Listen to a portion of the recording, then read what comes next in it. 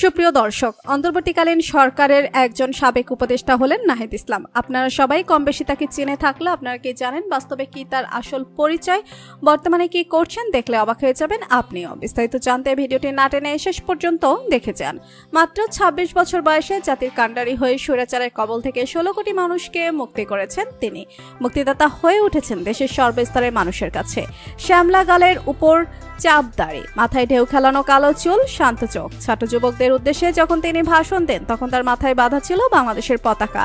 তিনি বাংলাদেশের একজন ছাত্র নেতা তথা বৈষম্য বিরোধী ছাত্র আন্দোলনের অন্যতম একজন সমন্বয়ক। কোটা সংস্কার আন্দোলনের অন্যতম একটি মুখ ছিলেন নাহিদ ইসলাম, যে বিক্ষোভে উত্তাল হয়েছিল পুরো বাংলাদেশ। তার এক দফা দাবিতে পথে নেমেছিলেন পুরো দেশের জনগণ। তার পাশে দাঁড়িয়েছিল বাংলাদেশের সাধারণ মানুষ, যার জোরে প্রধানমন্ত্রী পদ এবং সবশেষ পদত্যাগ করে দেশ ছাড়তে বাধ্য হয়েছিলেন শেখ হাসিনা। তবে ২৬ বছর বয়সে নাহিদ ইসলাম এখনো আন্দোলনের ময়দান ছাড়তে নারাজ। মিতভাষী নেতা স্পষ্টভাবে জানিয়ে দিয়েছিলেন সেনা শাসন তারা কোনোভাবেই মানবেন না। এরপর নোবেল বিজয়ী অর্থনীতিবিদ অধ্যাপক ডক্টর মোহাম্মদ ইউনূসের নেতৃত্বে গঠন করতে হবে অন্তর্বর্তীকালীন সরকার। কোটা সংস্কার আন্দোলনের মাঝামাঝি সময়ে নাহিদ ইসলামকে অপহরণের অভিযোগ ওঠে। আন্দোলন চলাকালীন সময়ে নাহিদ ইসলামকে ২ বার অপহরণ করা হয়। প্রথমবার ১৯ জুলাই নাহিদ ইসলামকে তার এক বন্ধুরা বাসা থেকে সাদা পোশাকধারী কয়েকজন লোক এসে চোখে কালো কাপড় বেঁধে হাতে হাতকড়া লাগিয়ে অপহরণ করে নিয়ে যায়।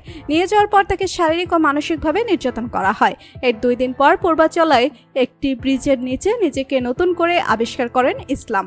এরপর তিনি নিজেই কোনোভাবে একটি রিকশায় উঠে বাড়িতে ফিরে যান।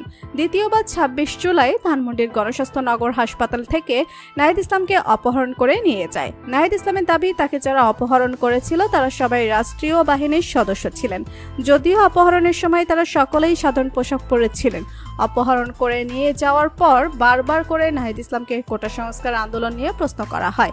নাহিদ ইসলামের অপহরণের খবর আগুনের মতো ছড়িয়ে পড়েছিল আন্দোলনকারীদের মাঝে, যার কারণে রাতারাতি তার জনপ্রিয়তা বৃদ্ধি পায়। আন্দোলনকারী ছাড়াও নাহিদ ইসলামের রাজনৈতিক পরিচয়, তিনি গণতান্ত্রিক ছাত্রশক্তির কেন্দ্রীয় নেতা। নাহিদ ইসলামের একটি ছোট ভাই রয়েছে। এছাড়াও ব্যক্তিগত জীবনে নাহিদ ইসলাম বিবাহিত। অন্তর্বর্তীকালীন সরকার গঠনের পর নাহিদ ইসলাম এই সরকারের একজন উপদেষ্টা হিসেবে দায়িত্ব পালন করেছিলেন। যদিও দায়িত্ব গ্রহণ করার কয়েকদিনের মধ্যে নাহিদ ইসলাম স্বেচ্ছায় পদত্যাগ করেন। তো বন্ধুরা, বর্তমান অন্তর্বর্তীকালীন সরকারের সাবেক উপদেষ্টা নাহিদ ইসলামকে আপনার কেমন লাগে জানিয়ে দিন কমেন্ট করে। আর ভিডিওটি ভালো লেগে থাকলে একটি লাইক দিয়ে চ্যানেলটি সাবস্ক্রাইব করুন। ধন্যবাদ।